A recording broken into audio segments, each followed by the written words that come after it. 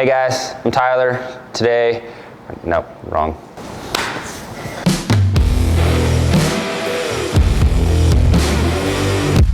Hey guys, welcome to the Anything Scout Tech Tips. My name's Tyler. We're going to be going through quarter panel installation today, from what we do once the quarter comes off to assembling the quarter and getting the quarter finally attached to the truck.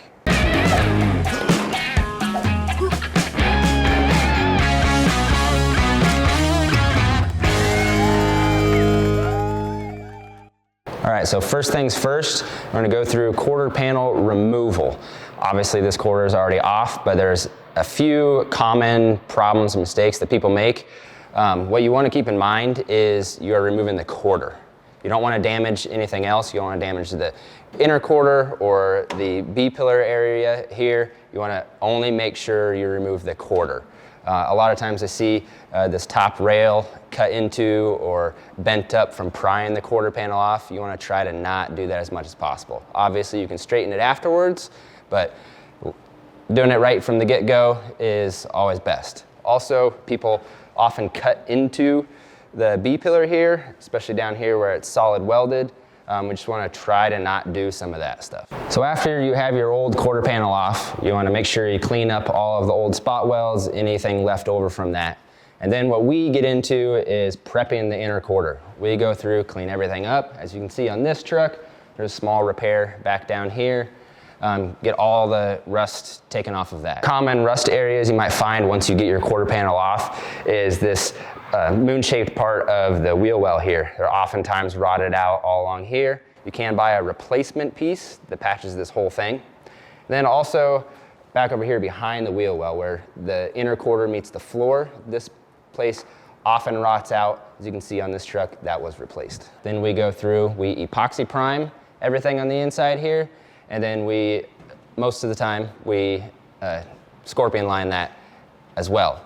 Then, if you're replacing your quarter, you probably already know where they rot out a lot, which is down here at the front of the wheel well. So we like to come in and add a couple additional drain holes. There is a factory drain hole back in this corner that has a little plug in it from the factory, but that's a little high and it's not that big of a hole. So we like to add a proper size hole in the back here for a garden hose. That way, if you get a bunch of debris in there, you can actually get your hose rammed in there and flush that out. And then one into the top of the rocker panel as well, just to help get all of that stuff actually out of that little pocket. Once you get that all apart, you'll see that your inner quarter and your rocker panel may have separated a little bit. So that's why we add in this little brace tying the two together. Once everything on the inner quarter is all done, coated, and you're ready for your quarter panel, what we like to do next is actually align your fender and your door. That way we have proper alignment across the truck. Since there's not much wiggle room in the fender, as long as you set your fender well, then we like to align the door gap, get a nice gap in there, make sure your in and out at the top and bottom is nice and square with the fender. To get that alignment dialed in just right, look for your gap. Make sure your gap, I always look at the middle section of the door too, because they change a little bit with the contour at the top and the bottom. So aligning the center section and the body lines of the door to the fender, making sure your gap is nice and square, and make sure you don't have a giant gap at the front and a really tight one at the back. And what helps a lot with that is making sure your hinges are decent. If you have super sloppy hinges or the pin's broken, you're gonna get a lot more movement out of the door. So you wanna make sure that is all decent. Along with that, the bottom hinges in the door oftentimes break. There's a couple little spot welds on the inside. So you wanna make sure you get that clamped and that welded back together as well. Otherwise, when you're trying to align this, that hinge plate actually inside the door can move around, causing you some issues. This one right here is actually broken. You can see if I move it around, that actually wobbles. This pin is not supposed to rotate independently of the outer housing here. That's actually supposed to be pressed together like the head is on this side. You can see the head moves with the outside, and this side, the pin does not move with the outside. That means this pin is broken in the middle here, probably all seized up. So what we do is heat this up, press this pin out, Then we'll actually drill out the plate on top and bottom on the outsides, and then use a reamer and ream the middle hinge part, and then we use a shouldered bolt to go back in there, put a nut on it, usually grind down the top and bottom for fitment on the truck, and you should have a decently rebuilt hinge. Also, to get your fitment front to back, you might need to actually shim the body a little bit depending on what repairs have been done to the body, if there's anything wrong with the frame. We're dealing with an old truck here, so there is always some of that fine tuning to get your gaps and alignment just right. All right, so now we can get into actually building out the quarter panel. Here we have a new quarter panel and new corner cap.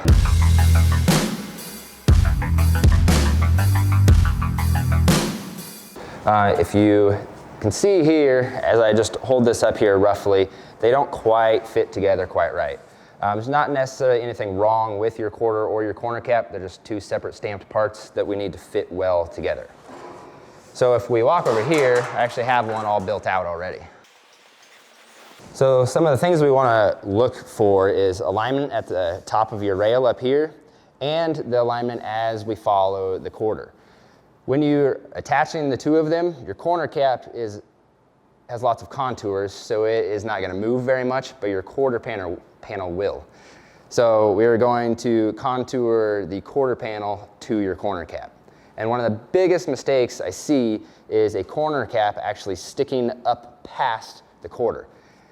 The problem with that is when we're doing body work and you're block sanding your quarter, you actually start running into your corner cap. So what we like to do is just set the corner cap just a hair lower, maybe 1/16 of an inch or so from the quarter panel. That way we can actually sand them somewhat separately. That way we're not putting flat spots in the corner cap as we're coming across it. All right, so if we flip this quarter panel over, you can see that we like to seal up this edge. The welds in there, want to get those nice and sealed up since it's just raw, bare metal, not galvanized like the rest of the quarter and the corner cap. And then also seal this gap so you're not getting moisture or dirt or anything in there to start rusting this out. And then we like to epoxy prime the inside of the quarter as well, just trying to prevent as much rust down the road as we can. And as well as straightening out anything on the quarter. You know, they get shipped, things happen from the time they're stamped to the time that we get them, so there might be little dents, little dings, just kind of straightening it out before we actually get it on the truck. So now we get to the fun part of installing the quarter panel. To do this properly, I actually have the quarter on here and off of here several times. I'll initially put it on and I'll mark everywhere I am going to need a spot weld. There's some areas like in the wheel well here where there's gaps between the wheel well itself and you don't want to punch spot weld holes there and then you have nothing to weld to. So I like to hang it, mark where I need my spot welds, where I don't, and then I'll pull it back off. I'll go through, punch all my spot welds, then I'll hang the quarter back on, mark where all my spot welds are going to go, pull it back off, then we can grind down, clear any paint, any coatings off of where those spot welds are going to go. All right, so I already have that done on this quarter, and I have it hung up here. It's just about ready to go. Before I start welding or anything, this is where the door gap play that we talked about earlier comes in. The quarter, just hanging on here, I can actually move in and out a little bit. There is definitely an alignment factor with the rocker panel here, but we also need to factor in where the door sits. So I can actually let this quarter come out just a little bit. Obviously, I don't want to make the gap at the rocker bad, but I want to kind of split the gap between the rocker panel and the door fitment, just to kind of dial everything in. Once I have that all set, I can go through and start the spot welds. Here at the top, you can see that I only have a few spot weld holes along here. That is because we like to use a panel bond at the top here as well. So I'll actually use panel bond between these spot welds and then use the spot welds to kind of hold the panel bond while it sets, and there's still some additional structure in there. The reason for that we have found is that there's not much metal up here. So that's why we don't want to weld across the entire thing with a whole bunch of spot welds. unless you have an actual spot weld machine that actually clamps the metal and welds it. We don't, so we have holes, and you end up with a very little bit of metal on the top there, so it's very easy to burn through. And the panel bond works very well, and it actually helps seal up that top area there. That way, water and debris isn't gonna get up through there from the bottom or down through the top. We like to keep it very factory-esque. So the whole front door jamb here gets spot welds all the way down, except for the last few inches. As you may or may not know, from the factory, they actually had a stitch weld along the bottom here. I like to space the spot welds very similar to factory, 2 to 3 inches apart roughly.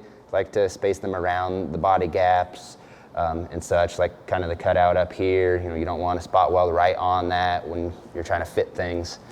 And then we go into the wheel well. That's where I talked about before, having areas that you don't want spot welds. I have it marked here and here, just because this inner part stops at that line, and there's a little gap, a little transition between this panel and the actual wheel well panel. That way, I marked it so I know where they go. I can place my spot welds accordingly. Similar to the door gap, 2 to 3 inches apart, all the way around the wheel well.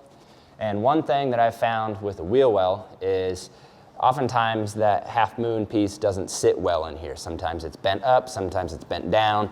And if you just go in and clamp that, if you actually watch, if you have a gap in there that you're trying to clamp, if you clamp that and you actually watch on the quarter panel up here, it'll move.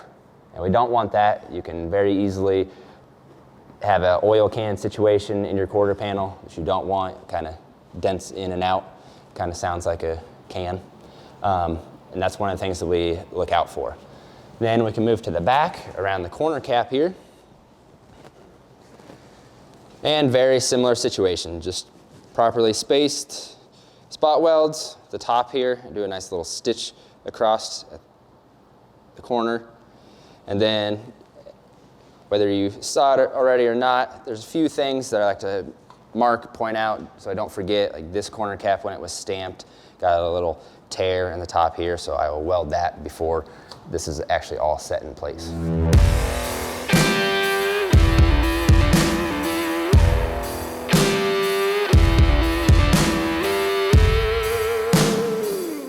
All right, so that's what we got for the quarter panel install today. Try to remember some of those key points, like making sure you're sealing and coating everything on the inner quarter and the quarter itself. Some of the stuff like the drain holes, some of that preventative stuff to keep your truck lasting for a long time. And then also some of the detail stuff like door alignment and tweaking your quarter and your corner cap alignment and getting some of those rough dents out before you actually final install the quarter on your truck. That way there's less body work and stuff in the end and you have a better product when you're done. All right, thanks again for watching. Hopefully this was very useful. If you have any other questions on this, be sure to call Luke, talk to him. He needs something to do other than watch YouTube videos. Make sure you subscribe, watch our other videos. Hopefully they help you out as well. And thanks for watching. See you next time. Perfect. Sometimes.